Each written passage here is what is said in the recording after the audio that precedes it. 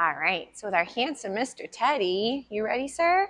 I wanted to do a bit with some leave-its. So again, I know we worked on leave-its in class. We're just going to do a couple little find-its, just get them up and wiggling. So with our leave-it behavior, make sure I turn it on. Okay, losing my marbles. So with leave-its, I always make it where leave-its are always off limits. So for safety reasons, leave-its would be something that would never be considered a thing to play with, to go engage with. Chewing is optional like usual. So with a leave-it, it would be something that you wouldn't go and play with later down the road. So if we have by accident at times said leave it, put a piece of food down or a dog training treat or whatever, and then release the dog to go grab it, we are then by accident getting him a bit confused, thinking that at some point something that's off limits will be available to go play with or potentially even eat. So if you got him in the rhythm of by accident, having leave-its mean hold on until I go let you eat it, Jimmy, what would happen if by accident we said leave it because we spilt pills and your puppy thinks that eventually, you know what, I'll just go eat it now because I do get released to eat my cool item. Your puppy may not realize that leave-its mean don't play with, don't engage, or don't even try to consume. So for my guys, leave-its are always off limits. If it's going to be something that we might eventually go see or play with, I don't use my leave-it slogan. So in that situation, I might use name recognition. I could potentially use some hand touches. I might do my positive interrupter, but I'm not going to go ahead and say leave it unless I really want my dog, ready, sit, to disengage from that item. Very good. So with leave it items, I'm going to have some of the trash. We're going to start him off obviously on gear. So if your babe is not as fluid with leave its, you don't want to start off gear because he may not even know how to rock it in the first place. Before we go into working leave-its though, I always like to work a bit with engagement from the environment back to me. So this is where if my puppy tends to be very easily distracted, I like to, while working a little bit, oh, thank you. Ooh, that's delicious. That's for later. So if, for example, we're working with some leave-its, I want him to practice first being out and about moving, and then I might bring him into my space and maybe even have him work a little bit with fronts. So the benefit of bringing your puppy, that was quite impressive with your saliva and your snack on my leg. My dog's gonna be like, ooh, delicious snacks for later. Yum. I know, and then the dogs always wonder, why do you stink so nice? Have no idea. So with Mr. T, getting him to reorient back to me from the environment is going to be really nice. So let's say we were walking and I want him to head towards me. This is where those fronts will be really helpful. Chewing again, working on it.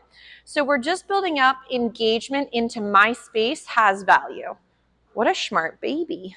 The extra slime might be the extra bonus bits. Good job. He's like, we're going to do a contact heel, but it's going to consist of saliva. Don't worry, I don't mind a little extra slime. So we might do a little find it again, get them up and moving.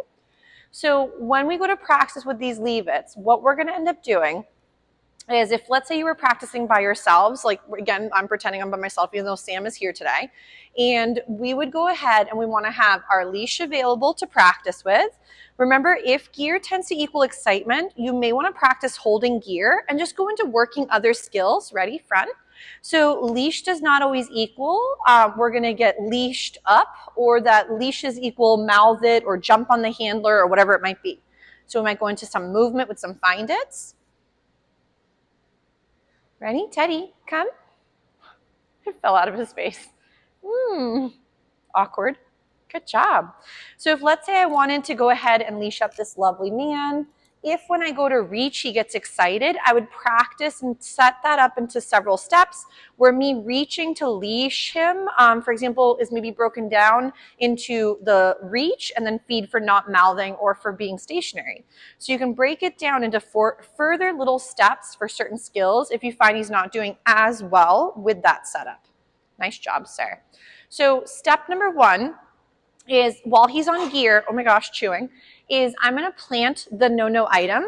But to do so, I like to have my puppy in the beginning doing a couple little find its, so I can then comfortably, while he's busy foraging for snacks, here we go, I took too long.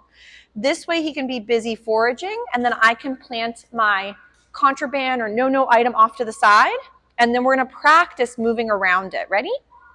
So for Mr. T, for starters, I do have him hooked up on his back. So right here we go leave it, yes. If let's say he didn't respond, I'm gonna say his name or help him with the kissy noise. So right here, leave it, yes. So in the beginning, I set up my puppy where he is going to be further away from the leave it item, so we can make sure that when we're going towards it, it's not too hard. So right here, I'm gonna go leave it, yes. If, for example, he did not respond after, let's say, 2 to 3 seconds, I would then see if I could say his name or do the kissy noise and see if I can get his attention back on me. So here's my trash, yes. So for him, ignoring it, he can look at it, but then he decided it would be cooler to come check in with me. That's what I'm feeding him for, is the disconnect. So I also want to feed him for all this really nice loose leash walking. And then we're going to pass by the item. So right here, he's like, I'd like it. So he's a bit nice, a little bit intrigued. So the closer you get, the harder it gets.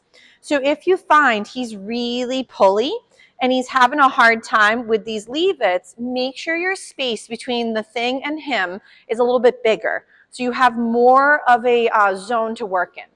So let's say here's my trash. We're going to try to pass by a little bit from the side. So right here, yes. Sometimes I almost want to see, can he on his own decide to ignore it, or do I need to remind him with the leave it? If, for example, your leave-its tend to equal you yelling, then the only time he may respond is when you get agitated. Nice. And we don't, oh, you dropped it. We don't want them to think that it's always the reason to not do something is because we get confrontational. We want him to think that maybe ignoring things is a reason for getting reinforced. So then he's going to start to, right here, leave it. Yes, good job. And then that way you can start to actually feed him for the disengagement, and that becomes the best part of stay. Doing a very nice job. So we're going to try passing by. Yes, good job. I thought for sure that one, oh, there's the one that fell out earlier. Good job. Ready, Teddy? Great job with his name recognition. So if this was very challenging, make sure to give yourself space between the target no item and your puppy. But then as he starts to get more refined, ready? Nice. You could try getting a little bit closer. If though your puppy by accident, so let's say for example, ready Teddy? Let's say my puppy got way too close and by accident I got right on top of the item. I'm just ripping up some of my little snackers and some of his little snacks into smaller pieces.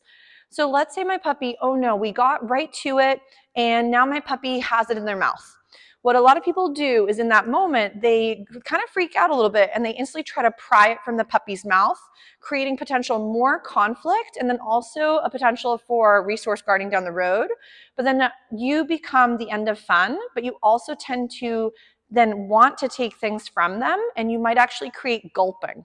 So gulping is a response where your puppy, for example, goes and tries to swallow the item to keep you from being able to take it.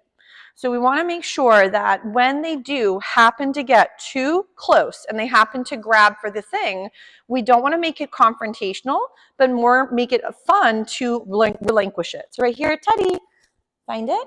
So even though he didn't grab it, I make it seem more valuable to ignore the thing and do a bigger find it off to the side. Ready? Good job. What a smart man. He says, I'm getting so exhausted doing my laps. He's getting his steps in. So again, I'm going to on purpose walk over the leave it item. Oh, smart man. And if he ignores it, I'm definitely feeding, hold on, chewing and walking is sometimes hard. There we go. So I'm definitely going to feed him for going near it and or even over it. Oh, it's stuck in your jowl. It's embarrassing. So now we're going to pass by. Nice. And I'm going to feed him for not going and playing with it. Good job. But if your puppy instantly, when they go towards it, they tend to turn it into a keep away game, or they're constantly throughout your home grabbing for things, and now you're trying to chase them around, you may actually be fueling those fires where they might think novel items are a really great way to get your attention, or put something in your mouth is a great way to get you guys to start playing with him. So you do want to make sure that what you're engaging with is either you're reinforcing more skills you'd like to have happen again, or for example, you're helping him. So like right here, I might go, ready, leave it, Teddy. Yes, nice. So this is where, remember, for some of those other previous behaviors or skills, he knows kissy noise, positive interrupter, means come check in for a paycheck. So when in doubt, if he's a little bit unsure about the leave it exercise, that other kissy noise has always had such a good association that he then could do that instead. So again, he's like, but it looks cool. Ready? Teddy. So again, just a little name recognition. Nice. But the leave it item, oh my gosh, chew them, is no longer really intriguing, nor is it a source of play or fun. So it's just kind of neutral and eventually just becomes one more random thing that doesn't seem to have much value. That was very nice.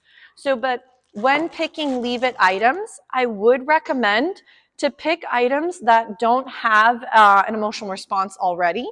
So if your babe has been swiping slippers since the day you brought them home, I would recommend whatever they're able to do, they're going to get good at. So maybe prevention might be a better option than constantly yelling at them for failing. So for my guys, when I have them when they first come home, I pretty well bomb-proof the environment where there's a puppy zone where the only real options for them are what's appropriate to chew on or play with or whatever it might be for gnawing. Then as they get more comfortable always choosing the correct items, I bring out some of the household items, make them just part of the environment, but then we're working on other skills or giving other supplemental chews to create those as the better outlet than the shoes or whatever it might be. But then since my puppies have never actually played with shoes, when the shoes are out and about, they could care less about them. So it is one of those, I think he's going to go to his corner. He's like, I've had it. He's pooped out and he says, I like my mushy spot. He's too funny. So, but when practicing, remember that if you're just squealing in the background as he's playing with the thing, he might think you're loving what he's doing because you're also joining in and barking along with him while you're playing. So if he doesn't understand the concept, let's help him and give him the only outlet that could be feasible is the ones you'd like him to have instead. So, but Mr. T says he's had it. He is resting off in the corner, and then he's going to take a little break. We'll do a little bit of rotation with WrestleMania, and then we'll rotate through some friends again. But very nice job, Mr. T.